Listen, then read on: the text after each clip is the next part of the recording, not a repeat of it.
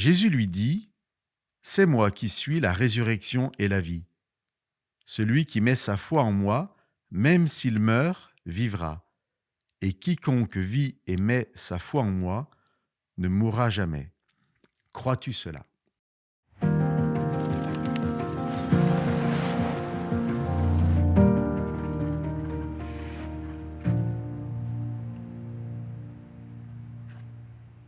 Ces paroles que je viens de lire sont adressées par Jésus à Marthe, la sœur de Lazare, son frère qui est mort.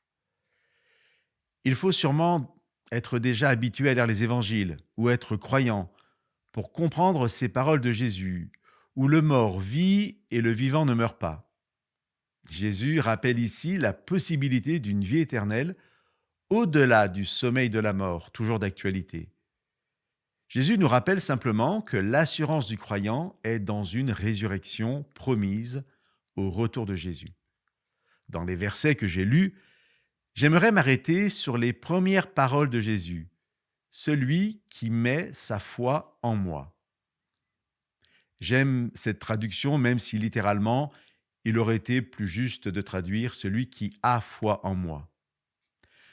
Je vous propose aujourd'hui d'entendre la parole de Jésus, « celui qui met sa foi en moi », comme l'expression d'une réalité que l'on oublie trop souvent. La Bible nous dit que la foi nous est donnée par Dieu au même titre que l'amour, l'espérance. La foi est déposée dans nos cœurs par l'Esprit de Dieu.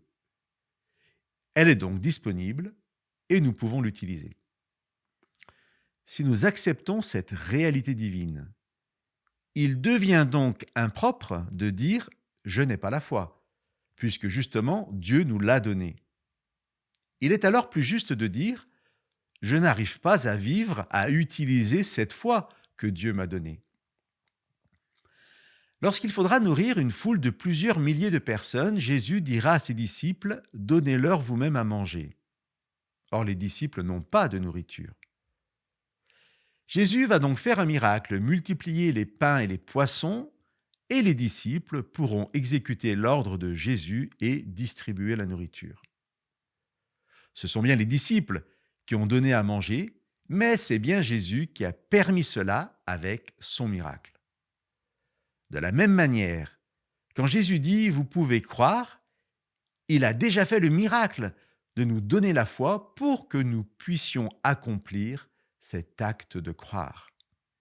Chers amis, faisons le choix d'utiliser cette foi que Dieu nous a donnée. Même si nous ne la ressentons pas, Dieu nous l'a donnée. Faisons le choix de l'utiliser pour vivre en sachant que le Christ est notre résurrection et notre vie. Que Dieu vous bénisse.